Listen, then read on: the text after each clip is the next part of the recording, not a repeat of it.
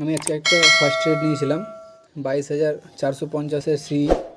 তো আমি নিয়েছিলাম 64 টাকা 95 পয়সাতে, আর আমি এক্সিট করেছি, মানে এসএল ছিল আমার 63 টাকাতে। তো আমার খুব বেশি এখানে লস হয়নি, 195 টাকা। তারপরে আমি পিই নিলাম 22,400, 100 টাকা 50 পয়সা, আর আমি বেরিয়েছি 108 টাকা 40 পয়সাতে। তো আমি এই ট্রেডটা দেখাচ্ছি। আমি এন্ট্রি করেছিলাম 9টা 26-এ, আমি এক্সিট করেছি 9টা 29-এ। তো আমার এখানে এন্ট্রি রিজন ছিল, আজকে মার্কেটে এখান থেকে গ্যাপ আপ ওপেন হয়। গ্যাপ আপ ওপেন হওয়ার পর এখানে মার্কেটে কিন্তু নিচে আসার পর বায়ার্সদেরকে কিন্তু এখানে এন্ট্রি করায়। তো এন্ট্রি করানোর পর তাদের এসএলকে কিন্তু এই 3টা ক্যান্ডেলে কিন্তু এসএল হিট হয়ে যায়।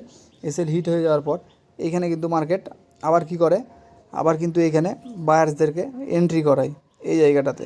তো এইখানে যখন বায়ার্সরা এন্ট্রি করে, তো আমিও এখানে এন্ট্রি করি, একটা সি নিই, সম্ভবত 22,400 সি নিই।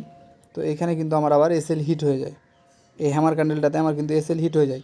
তো আমি ভাবলাম যে হয়তো এবার মার্কেট এবার উপরের দিকে যাবে, কিন্তু আমার এসএল হিট করানোর পর মার্কেট নিচের দিকেই কন্টিনিউ করে। তো আমি এখানে কি করি, এই হ্যামারের পরের ক্যান্ডেলটাতে, এই ক্যান্ডেলটাতে আমি কিন্তু একটা পি বাই করি। বাই করার পর আমার বাইং ছিল, আমি তো বললাম যে 100 টাকা 50 পয়সাতে আমি বাই করার পর আমি এইখানে এক্সিট করে দিই এই জায়গাটাতে, কারণ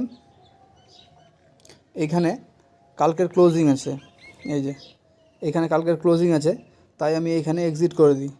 তো মার্কেট এইখান থেকে তারপরে আর উপরের দিকে যায়নি, মার্কেট কিন্তু এখান থেকে নিচের দিকে কন্টিনিউ র্যালি করে গেছে।